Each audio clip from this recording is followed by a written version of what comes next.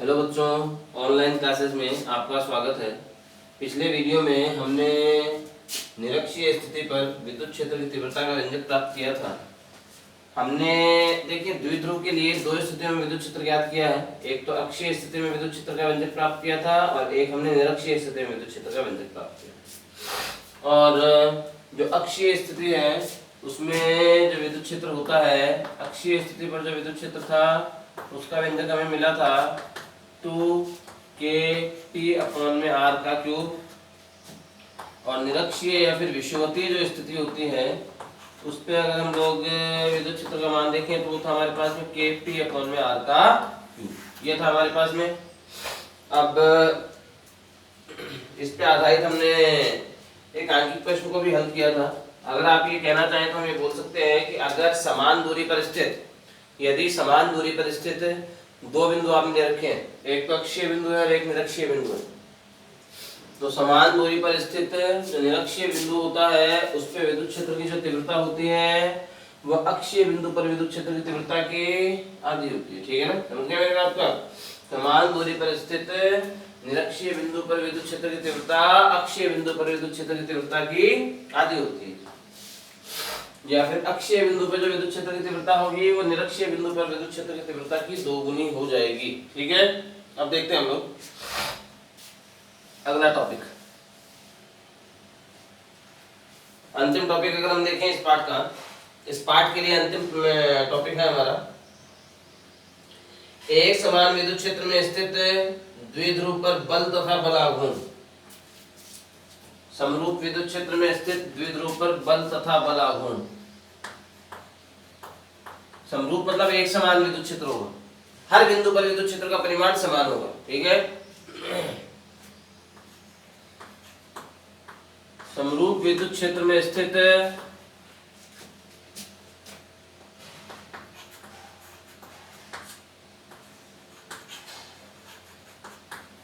द्विध्रुव पर बल व बल आघूर्ण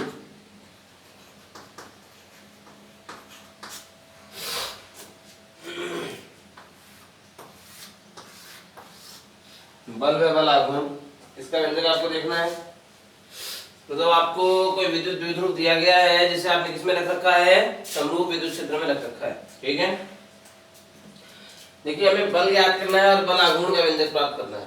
अब यहाँ पे शब्द क्या लग रहा है, बल आघूर्ण। तो यहाँ पे मैं कुछ बातों के अर्थ बता देता हूँ आपको। कुछ एक शब्द होते हैं जिनके नियत अर्थ होते हैं, फिजिक्स के अंतर्गत कुछ एक शब्द होते हैं जिनके नियत अर्थ होते हैं। जैसे अगर आपको शब्द बोल दिया जाता है दर, दर के लिए अर्थ होता है बट्टा में लगेगा समय। ठीक है, जिस चीज की दर है, जैसे आवेश के प्रवाह की दर है तो आवेश के बट्टा में समय लगेगा, या तापमान में परिवर्तन की दर है तो तापमान के बट्टा में समय लगेगा। समझ रहे हो आप मेरी बात को? एक शब्द होता है आघूर्ण, आघूर्ण शब्द का भी अर्थ फिक्स है और इस आघूर्ण शब्द का अर्थ होता है गुणा में दूरी लग जाएगी। अब जैसे जिसका भी आघूर्ण है उसके गुणा में दूरी लगा दो। द्रव्यमान आघूर्ण मतलब द्रव्यमान गुणा दूरी, जड़त्व आघूर्ण मतलब जड़त्व गुणा दूरी, बल आघूर्ण मतलब बल गुणा दूरी। और ऐसे ही एक शब्द होता है प्रवणता। प्रवणता मतलब होता है बट्टा में दूरी लगती है, जिस चीज की प्रवणता है उसके बट्टा में दूरी लगानी है आपको। जैसे वेग प्रवणता है तो वेग प्रवणता के लिए क्या हो जाएगा, वेग के बट्टा में दूरी लग जाएगी। ताप प्रवणता है तो ताप के बट्टा में दूरी लग जाएगी, या जैसे अन्य राशि की जो प्रवणता होगी उसके बट्टा में दूरी लग जाएगी। समझ गए आप मेरी बात? तो ये नियत अर्थ होते हैं। अब देखिए हमारे इस टॉपिक पे विचार करें। हमने बोला है कि एक समान विद्युत क्षेत्र में कोई विद्युत द्विध्रुव स्थित है, उस पर लगने वाले बल का व्यंजक आपको प्राप्त करना है और साथ में बल आघूर्ण का व्यंजक आपको प्राप्त करना है। ठीक है ना, तो हम देखते हैं वास्तव में इस एक समान विद्युत द्विध्रुव पर कितना बल लगेगा। ठीक है, तो यहां से अगर हम देखें, जैसे मान लीजिए ये हमारे पास में कोई एक समान विद्युत क्षेत्र है और इस एक समान विद्युत क्षेत्र को हमने परिमाण ले लिया कैपिटल ई, मतलब प्रत्येक बिंदु पर इस विद्युत क्षेत्र का परिमाण कितना है, कैपिटल ई है। तो यहां से अगर अपन देखें ये हमारे पास में हो गया समरूप विद्युत क्षेत्र, और इस समरूप विद्युत क्षेत्र में हमने कोई विद्युत द्विध्रुव ले रखा है और ये जो विद्युत द्विध्रुव है इस पे लगने वाले बल और बल आघूर्ण का व्यंजक हमें प्राप्त करना है। तो ये हम ले लिया जैसे कोई विद्युत द्विध्रुव, ये विद्युत द्विध्रुव हो गया, ये इसके दोनों आवेश हो गए, ये तो इस पे प्लस का क्यू आवेश हो गया, ये इसके लिए माइनस का क्यू आवेश हो गया। ठीक है ना, अब आपको ये पता है, अच्छा दो आवेश आपने ले लिए इसके, और विद्युत द्विध्रुव के दोनों आवेशों के बीच की जो दूरी हम लेते हैं वो कितनी लेते हैं, 2a लेते हैं। इसका विद्युत क्षेत्र के साथ में जो कोण है वो कितने कोण पर झुका हुआ है, ये थीटा कोण पर झुका हुआ है। अब हमें बल का मान ज्ञात करना है और बल आघूर्ण का मान ज्ञात करना है। आपको ये पता है कि जो धनावेश होता है, विद्युत क्षेत्र की तीव्रता का जो टॉपिक आपको बताया था वहां पे उसके साथ में आपको ये बताया गया था कि धनावेश जो होता है प्लस का आवेश, उस पे विद्युत क्षेत्र की दिशा में बल लगता है, जबकि ऋणावेश पर विद्युत क्षेत्र की विपरीत दिशा में बल लगता है। ठीक है, धनावेश पर विद्युत क्षेत्र की दिशा में बल लगता है और ऋणावेश पर विद्युत क्षेत्र की विपरीत दिशा में बल लगता है। तो धनावेश पर विद्युत क्षेत्र की दिशा में बल लग जाएगा ऐसे, और ऋणावेश पर विद्युत क्षेत्र की विपरीत दिशा में बल लग गया ये वाला। ठीक है, और इस बल का परिमाण आप देखिए, F बराबर हमारे पास में क्या नहीं, E बराबर हमारे पास में क्या होता है, F अपॉन Q। तो F बराबर हमारे पास में क्या हो जाएगा, Q इंटू E। तो कितना बल लग रहा है हमारे पास में, ये Q इंटू E परिमाण का बल लग रहा है। ठीक है, अब हम विचार करें कि वास्तव में इस पे बल लगता है तो क्या है, बल आघूर्ण लगता है तो क्या है। आपको शाब्दिक अर्थ पता होना चाहिए, आघूर्ण का शाब्दिक अर्थ क्या होता है, गुणा में दूरी। अब आपको कौन सी स्थिति में पता चलेगा कि आघूर्ण बनेगा, भाई आपको कैसे पता चला कि आघूर्ण बन रहा है, आपने आघूर्ण शब्द का अर्थ तो देख लिया कि गुणा में दूरी है। ठीक है, लेकिन हमें ये कैसे पता चलेगा कि अब आघूर्ण बन रहा है या इस स्थिति में आघूर्ण बन सकता है, कोई कारण तो होगा कि इस परिस्थिति में आघूर्ण होगा और इस परिस्थिति में नहीं होगा। तो उसका जवाब सुनिए, वर्ताकार गति होने लग जाती है किसी भी कण की या किसी भी चीज की, तो वर्ताकार गति पे आघूर्ण काम में आता है। वृत्तीय गति जो होती है ना उसमें आघूर्ण काम में आता है, रेखीय गति में आघूर्ण काम में नहीं आता। ठीक है ना, अगर आप रेखीय गति कर रहे हैं तो आघूर्ण नहीं होगा, लेकिन अगर आप वृत्तीय पथ पर गमन कर रहे हैं तो आघूर्ण लगेगा। ठीक है, हमने ये बोला था कि ये कोई विद्युत द्विध्रुव है और ये इस विद्युत द्विध्रुव का, इस पे एक तो प्लस का आवेश हो गया और यहाँ पे आपने माइनस का आवेश ले रखा है। अब इस प्लस वाले आवेश पे तो विद्युत क्षेत्र की दिशा में बल लगता है, तो इस पे हमने मान लिया कि आगे की तरफ आपकी ओर बल लग रहा है। ठीक है, और यहाँ पे ऋणावेश है, इस पे विद्युत क्षेत्र की विपरीत दिशा में बल लगता है, तो इस पे मेरी ओर बल लग रहा है। तो इस पे आगे की ओर बल लग रहा है और इस पे पीछे की ओर बल लग रहा है। दोनों के दोनों जो बल है, देखिए दोनों के दोनों जो बल है ये परिमाण में समान है, समान परिमाण में है, लेकिन ये एक रेखा पे है क्या, हाँ ये एक रेखा पे है क्या। तो इस पे देखो आपने आगे की तरफ बल लगा रखा है और इस पे पीछे की तरफ बल लगा हुआ है। ठीक है, इस पे अगर आगे की तरफ बल है और इतना ही बल इस पे पीछे की तरफ है, दोनों बल परिमाण में समान है, दिशा में विपरीत है, लेकिन रेखा समान नहीं है, इनकी क्रिया रेखा एक नहीं है। इसकी क्रिया रेखा तो ये वाली है और दूसरे बल की क्रिया रेखा ये वाली है, समांतर एक दूसरे के, तो परंतु इनकी क्रिया रेखा समान नहीं है। भाई ये दोनों के दोनों बल परिमाण में समान व दिशा में विपरीत हैं, परंतु इनकी क्रिया रेखा समान नहीं होने के कारण ये बल परस्पर निरस्त नहीं होंगे, और निरस्त नहीं होंगे ये किसका निर्माण करेंगे, आघूर्ण का निर्माण करेंगे। क्यों, क्योंकि इन दोनों बलों की क्रिया रेखा समान नहीं है। इस पे 10 न्यूटन का बल आगे की ओर लग गया और इस पे 10 न्यूटन का बल पीछे की ओर लग गया। तो अब ये जो बल है ये इस विद्युत द्विध्रुव को आगे की ओर खींचेगा और ये बल इसको पीछे की ओर खींचेगा। इन दोनों बलों के प्रभाव में ये जो द्विध्रुव है इस प्रकार से दोलन करने लग जाएगा। समझ रहे हो आप मेरी बात को, ये द्विध्रुव जो है इस विद्युत क्षेत्र में दोलन करने लग जाएगा। मतलब ये कहा जा सकता है कि इस स्थिति में जो विद्युत ये जो बल लग रहे हैं दोनों आवेशों पे, ये परिमाण में समान है, दिशा में विपरीत है, परंतु इनकी क्रिया रेखा समान नहीं होने के कारण ये परस्पर निरस्त न होकर के एक बल आघूर्ण का निर्माण करते हैं। इसके प्रभाव में यह विद्युत द्विध्रुव समरूप विद्युत क्षेत्र में दोलन करने लगता है। इसके प्रभाव में यह विद्युत द्विध्रुव समरूप विद्युत क्षेत्र में दोलन करने लगता है। इसके प्रभाव में जो विद्युत द्विध्रुव है ये समरूप विद्युत क्षेत्र में दोलन करने लगता है। अब हमें पूछा जाए कि भाई दोलन कर रहा है तो इसमें बल आघूर्ण का मान आपको ज्ञात करना है, और बल आघूर्ण बराबर हमारे पास में क्या होता है, बल गुणा लंबवत दूरी, बल गुणा में लंबवत दूरी। ठीक है, आघूर्ण शब्द का मतलब क्या होता है, गुणा में दूरी, लंबवत वाली दूरी।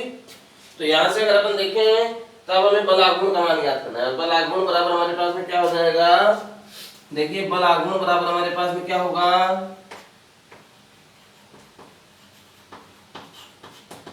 बल आघूर्ण बराबर हो गया हमारे पास में बल गुणा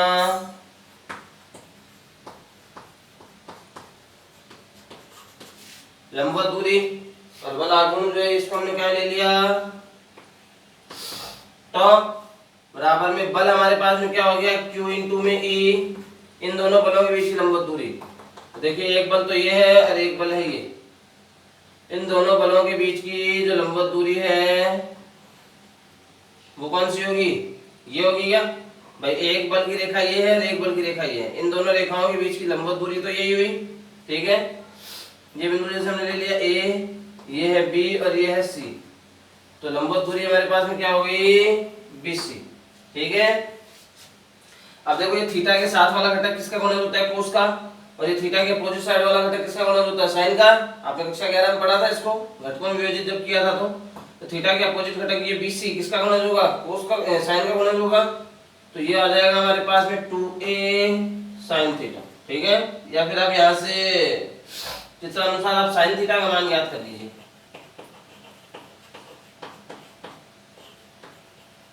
साइन थीटा बराबर हमारे पास में क्या होता है? लंब बट्टा कर्ण।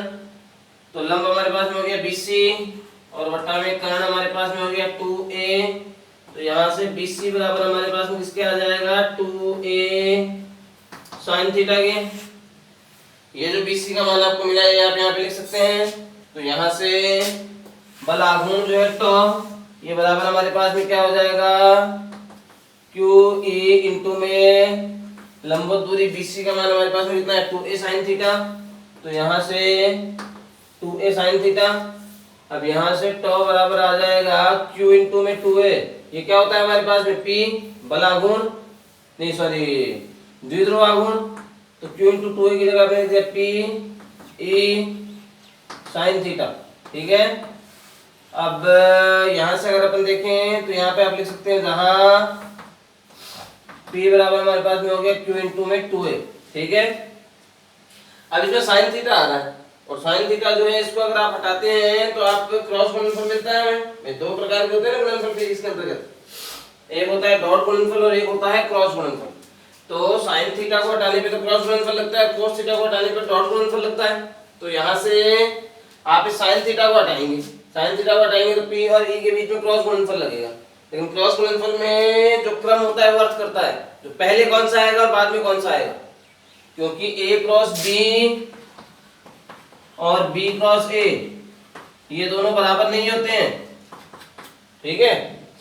तो आपको क्रम का पता होना चाहिए। तो आपको कैसे पता चलेगा कि P पहले आएगा या फिर E पहले आएगा? क्योंकि आप साइन थीटा हटाओगे तो P और E के बीच में कौन सा गुणनफल लग जाएगा? क्रॉस गुणनफल लग जाएगा। अब इनमें से आपको कैसे पता चलेगा कौन सा पहले आएगा? तो ध्यान से सुनिए, पहले कौन सा लगता है?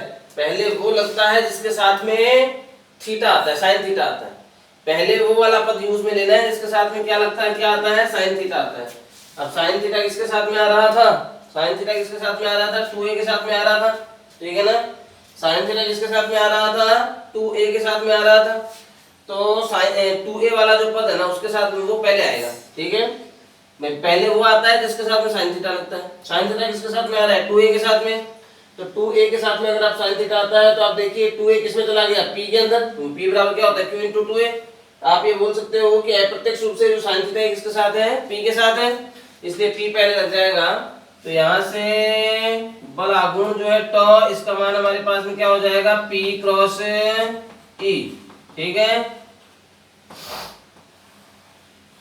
ये है हमारे पास में बल आघूर्ण का व्यंजक, ठीक है। ये था बल आघूर्ण। आपने क्या बोला इसमें? इसमें हमने बोला कि चित्रानुसार, देखिए पहले हम इसकी शिल्प देख लें, भाषा हम देख लें क्या लिखना होगा हमें इसमें, क्योंकि साथ में हमें लैंग्वेज भी लिखनी पड़ती है। तो देखिए हम इसमें क्या लिख सकते हैं? चित्रानुसार किसी विद्युत द्विध्रुव जिसके चित्रानुसार कोई विद्युत द्विध्रुव जिसके आवेशों का परिमाण Q व मध्य की दूरी 2a है, समरूप विद्युत क्षेत्र कैपिटल E में थीटा कोण पर स्थित है। समरूप विद्युत क्षेत्र कैपिटल E में थीटा कोण पर स्थित है। इसके दोनों आवेशों पर कार्यरत बल, इसके दोनों आवेशों पर कार्यरत बल परिमाण में समान व दिशा में विपरीत हैं, परंतु इनकी क्रिया रेखा समान नहीं होने के कारण ये परस्पर निरस्त न होकर एक बल आघूर्ण का निर्माण करते हैं, जिसके प्रभाव में यह विद्युत द्विध्रुव इस समरूप विद्युत क्षेत्र में दोलन करने लगता है। अतः बल आघूर्ण का मान हमें इस प्रकार से प्राप्त हो जाएगा। ये आपने बल आघूर्ण प्राप्त कर लिया, टॉ बराबर होता है P क्रॉस E। अब इसमें कुछ विशेष स्थितियां आप देखिए, ठीक है। इसमें कुछ विशेष स्थितियां अगर हम देखें कि भाई क्या आपको स्थितियां दी जा सकती हैं इसके अंदर। तो मान लीजिए आपको बोल दिया जाए कि जो विद्युत द्विध्रुव है वो समांतर है, विद्युत द्विध्रुव जो है वो समांतर है किसके, विद्युत क्षेत्र के।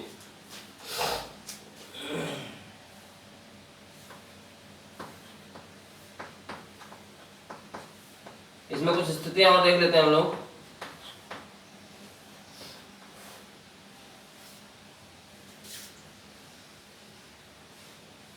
तो इसमें देखिए आप पहली स्थिति, यदि विद्युत द्विध्रुव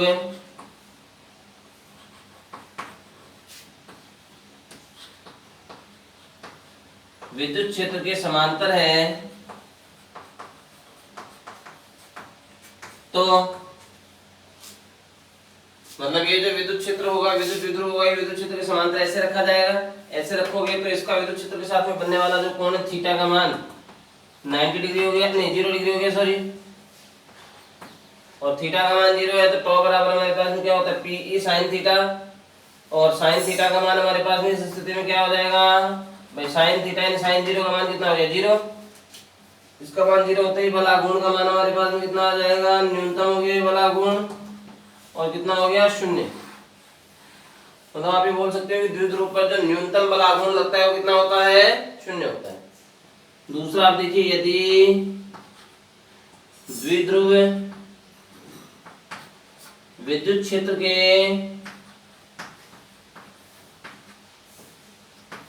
लंबवत है तो थीटा का मान आ जाएगा 90 डिग्री, साइन थीटा का मान आ गया 1, तो टॉ का मान देखिए आप, साइन थीटा का मान 1 है, 1 से ज्यादा हो भी नहीं सकता, साइन थीटा का मान 1 है तो हमारे पास में क्या आ जाएगा P इंटू में E। तो आप ये बोल सकते हो कि इस स्थिति में जो बला गुण है वो अधिकतम होगा और वो क्या हो जाएगा PE। ये हो गई इसकी स्थिति। तो हमने इसमें क्या कहा था, हमने इसमें बोला है कि अगर कोई समरूप विद्युत क्षेत्र में कोई विद्युत द्विध्रुव रखा हुआ है तो उसपे इस प्रतिरूप का बलागुण लगता है। इस बलागुण का मान कितना होता है, P sin थीटा होता है। और अब इस पे आप देखो बल का मान तो आपने नहीं ज्ञात किया, बल परिणामी बल कितना होगा। देखो हमने ये बोला है कि ये जो विद्युत द्विध्रुव है ये समरूप विद्युत क्षेत्र में दोलन कर रहा है, इस प्रकार से दोलन तो कर रहा है, रेखीय गति थोड़ी कर रहा है, ये अपने अक्ष पर इस प्रकार से दोलन कर रहा है, घूर्णनवर्ती पथ पर तो गति कर रहा है, ऐसे रेखीय गति थोड़ी कर रहा है आगे या पीछे दाएं या बाएं, ऐसे रेखीय गति नहीं कर रहा ना। रेखीय गति नहीं हो रही इसका मतलब बल अनुपस्थित है, क्योंकि बल के कारण से रेखीय गति होती है, जबकि बल आघूर्ण के कारण से वर्तीय गति होती है। तो ये वर्तीय पथ पर गति कर रहा है, इसका मतलब बल आघूर्ण तो है इस पर, लेकिन रेखीय गति नहीं होने के कारण आप ये बोल सकते हो कि इस पे बल नहीं लग रहा। तो इस पे जो परिणामी बल है वो कितना होता है, 0 होता है। अतः इस स्थिति में द्विध्रुव पर परिणामी बल तो 0 होता है, परंतु बल आघूर्ण 0 नहीं होता, ठीक है ना। इस स्थिति में द्विध्रुव पर परिणामी बल तो 0 होता है, लेकिन बल आघूर्ण 0 नहीं होता, ठीक है ना। ये था हमारे पास में समरूप विद्युत क्षेत्र में द्विध्रुव पर बल आघूर्ण का वेक्टर। इस पार्ट में लास्ट के जो 3 डेरिवेशन हमने देखे हैं, अक्षीय स्थिति पर द्विध्रुव के कारण से अक्षीय स्थिति पर विद्युत क्षेत्र की तीव्रता, निरक्षीय स्थिति पर विद्युत क्षेत्र की तीव्रता, और एक ये समरूप विद्युत क्षेत्र में विद्युत द्विध्रुव पर बल आघूर्ण, ये वाला टॉपिक। ये 3 डेरिवेशन जो हमने देखे हैं महत्वपूर्ण है। सामान्यतः इन डेरिवेशंस में से किसी एक डेरिवेशन के पूछे जाने की संभावनाएं प्रबल है, ठीक है। सामान्यतः यही पूछे जाते हैं और बाकी कोई भी प्रश्न आ सकता है, किताब में दिया गया। तो देखिए हम आगे इसमें अब आधारित हम कुछ प्रश्नों को हल करते हैं। इस पे आधारित एक तो उदाहरण एग्जाम्पल आपको दिया गया है वो हम करेंगे, और उसके बाद में आपकी पाठ्य पुस्तक में कुछ प्रश्न दिए गए हैं, अभ्यास प्रश्न दिए गए हैं पीछे आपकी किताब में, पाठ के पीछे, उन प्रश्नों को हल करेंगे, आंकिक प्रश्नों को। तो आपकी पुस्तक में दिए गए अभ्यास प्रश्नों को भी हम हल करेंगे, और वो अभ्यास प्रश्न सारे देखेंगे अपन। आंकिक प्रश्न जो है ना उनके अंदर वो सारे प्रश्न देखेंगे, चाहे वो बहुविकल्पी प्रश्नों में हो, चाहे वो अति लघुत्रात्मक प्रश्नों में हो, चाहे वो लघुत्रात्मक प्रश्नों में हो, चाहे वो आंकिक प्रश्नों में। देखिए एग्जाम्पल नंबर 20 इस पाठ के लिए अंतिम उदाहरण है ये।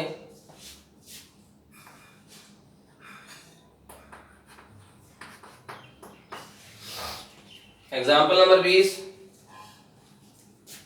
2 आवेश हैं प्लस माइनस 1000 माइक्रोकूलम के, परस्पर 2 मिलीमीटर की दूरी पर हैं। दो आवेश आपको दे रखे हैं जिनमें से एक का परिमाण प्लस का 1000 माइक्रोकूलम है, दूसरे का परिमाण माइनस का 1000 माइक्रोकूलम है और ये दोनों के दोनों एक दूसरे से 2 मिलीमीटर की दूरी पर स्थित हैं और ये एक विद्युत द्विध्रुव का निर्माण करते हैं।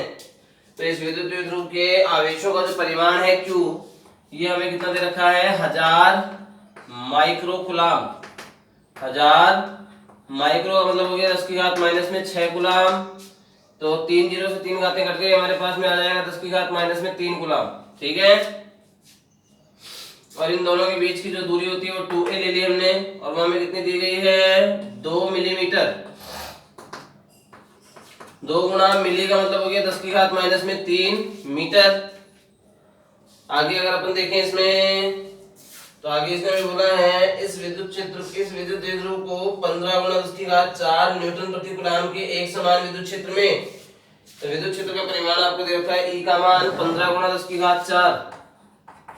E का मान आपको दिया गया है 15 गुणा 10 की घात 4 न्यूटन प्रति कूलम। परिमाण के विद्युत क्षेत्र में 30 डिग्री कोण पर रखा गया है। तो द्विध्रुव पर कार्यरत बल आघूर्ण का व्यंजक प्राप्त कीजिए।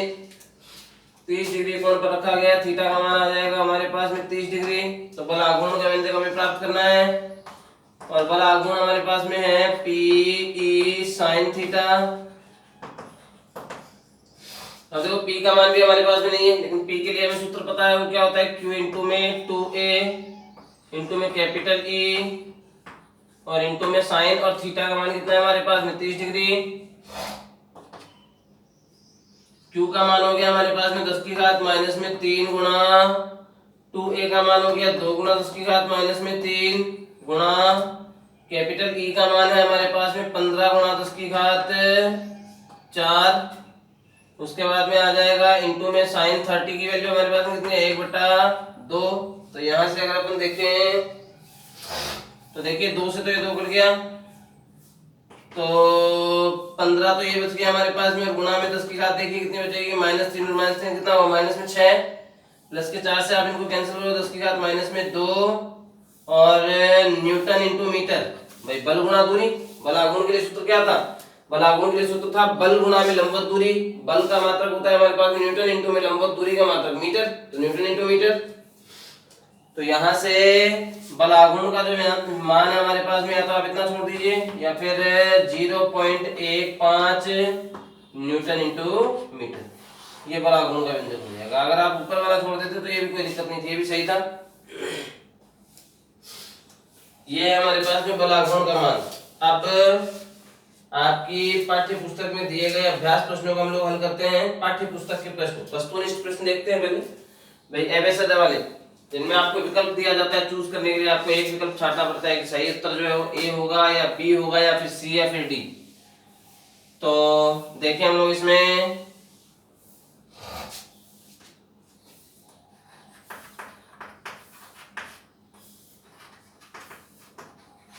पाठ्य पुस्तक के प्रश्न, और इसमें सबसे पहले हम लोग देख रहे हैं वस्तुनिष्ठ प्रश्न।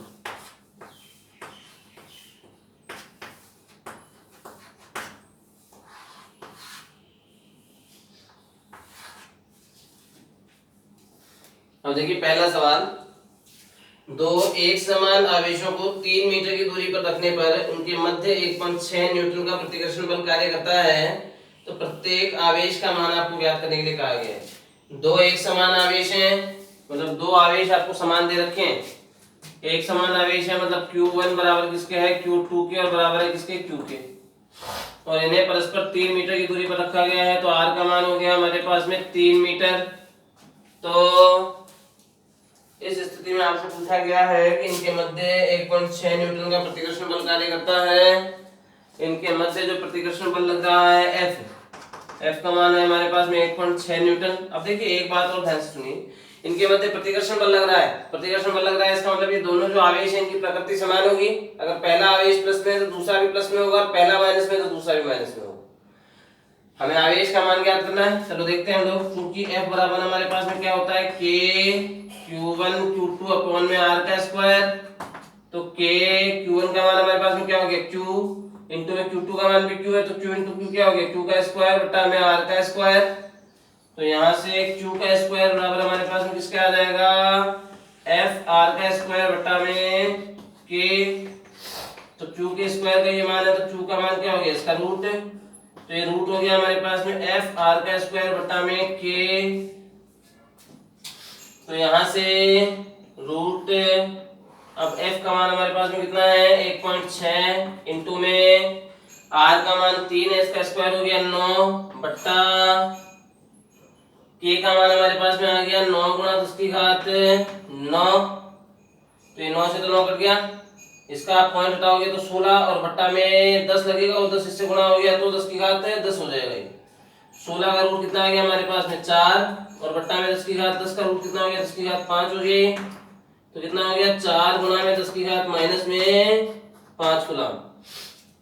तो हमारे पास में आवेशों का जो परिमाण आया है वो 4 गुणा 10 की घात माइनस 5 कूलम आया है।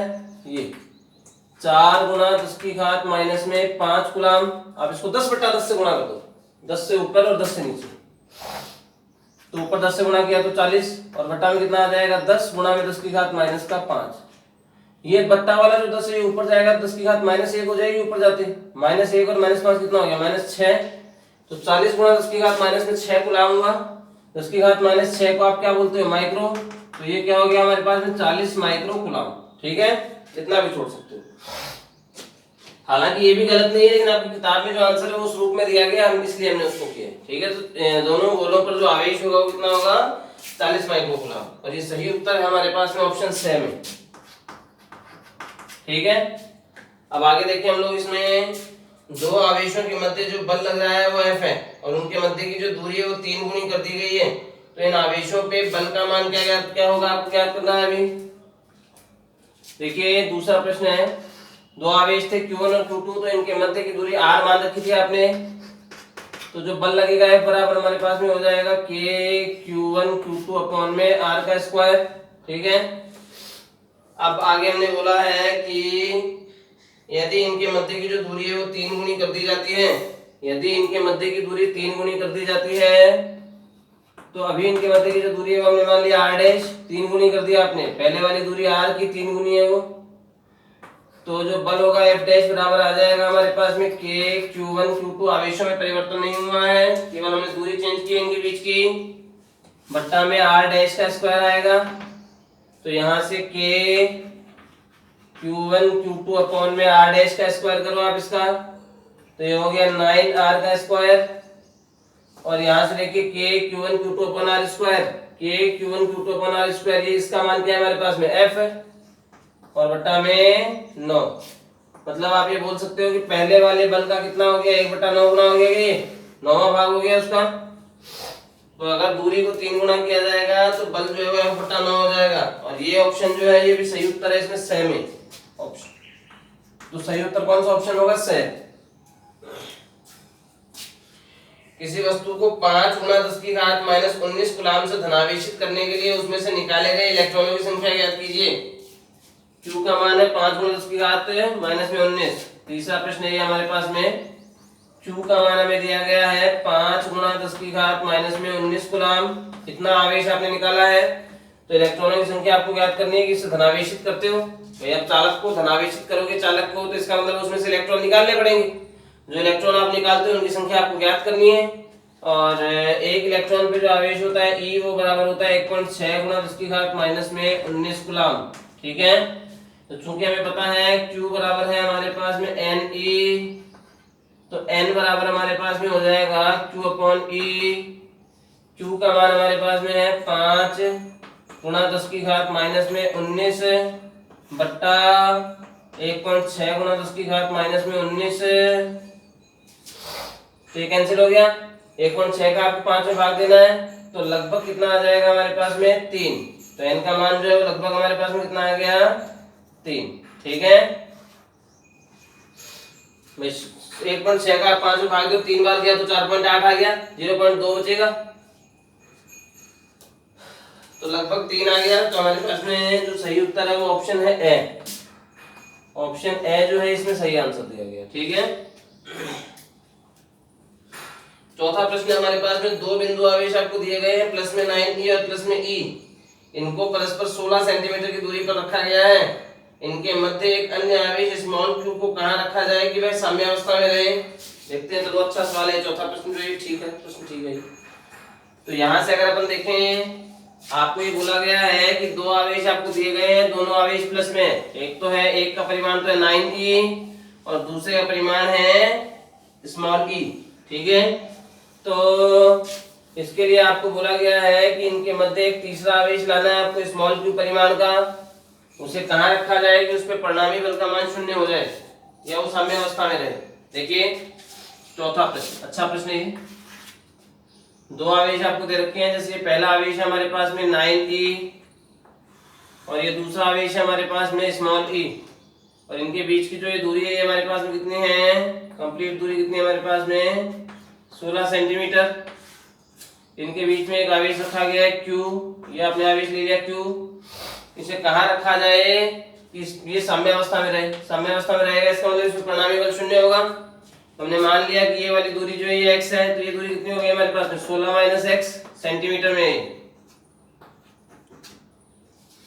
अब ये जो q है ये साम्यावस्था में रहेगा। साम्यावस्था में रहने का अर्थ है कि इस पे परिणामी बल का मान कितना होगा, शून्य होगा। परिणामी बल शून्य कैसे होगा, यदि इस वाले आवेश के द्वारा इस पे लगने वाला बल F1 और इस आवेश के द्वारा इस पे लगने वाला बल F2 ये दोनों परिमाण में समान हो और दिशा में विपरीत हो। ये दोनों परिमाण में समान हो और दिशा में विपरीत हो, तो ये परस्पर निरस्त हो जाएंगे और परिणामी बल कितना हो जाएगा हमारे पास में, शून्य हो जाएगा। तो यहाँ से आप देखिए, आप ये बोल सकते हो कि प्रश्नानुसार हम ये कह सकते हैं कि जो Q है इस पे परिणामी बल का मान शून्य होगा। परिणामी बल का मान शून्य कैसे होगा, यदि इस पे इस आवेश के द्वारा लगने वाला बल F1 और दूसरे आवेश के द्वारा लगने वाला बल जो F2 है, दोनों के परिमाण समान होंगे, दिशा विपरीत होगी। तो दिशा छोड़ो, आप परिमाण ही ज्ञात करना है। तो हमने बोल दिया कि इनके परिमाण समान होंगे और दिशा विपरीत होगी, इसलिए निरस्त हो जाएंगे। तो अगर परिमाण समान है तो F बराबर हमारे पास में क्या होता है, k q1 q2 अपॉन में r स्क्वायर। तो k q1 किस आवेश के द्वारा लग रहा है ये बल, इस q आवेश पे लग रहा है, इसके द्वारा बल। तो q1 का मान हो गया हमारे पास में 9e इंटू में q2 का मान हो गया हमारे पास में q अपॉन में इनके बीच की दूरी का स्क्वायर। दूरी है x, तो इसका स्क्वायर कर दो आप, x का स्क्वायर हो गया है ना।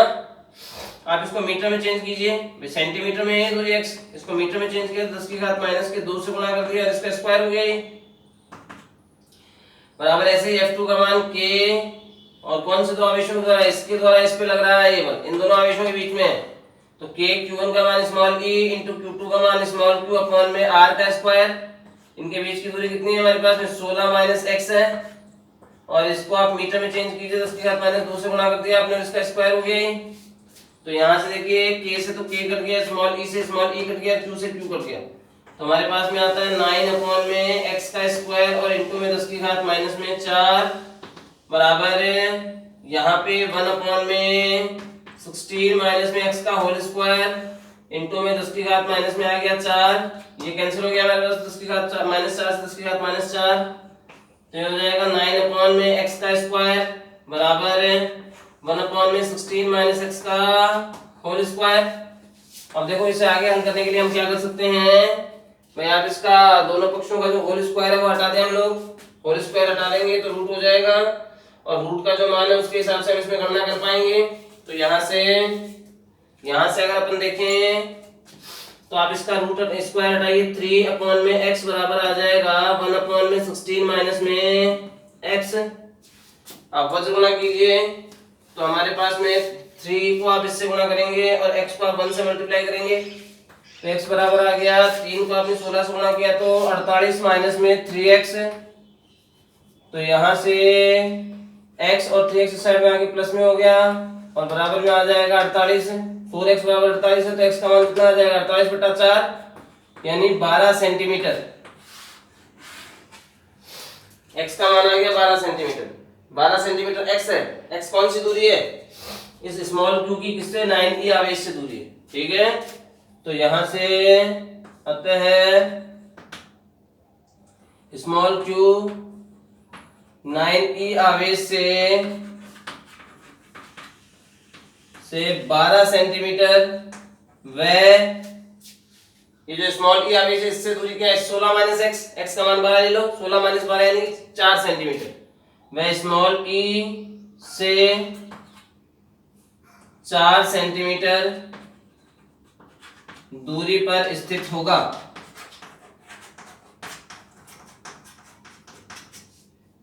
तो अब ये जो आंकिक प्रश्न थे हमने देखे हैं, कल भी हम कुछ आंकिक प्रश्नों को हल करेंगे। आप भी वस्तुनिष्ठ प्रश्न जो आपकी पुस्तक में दे रखे हैं, एबीसीडी वाले प्रश्न जो आपकी पुस्तक में दिए गए हैं, उनको आप हल करने का प्रयास करना, और बाकी हम लोग कल और देख लेंगे। धन्यवाद।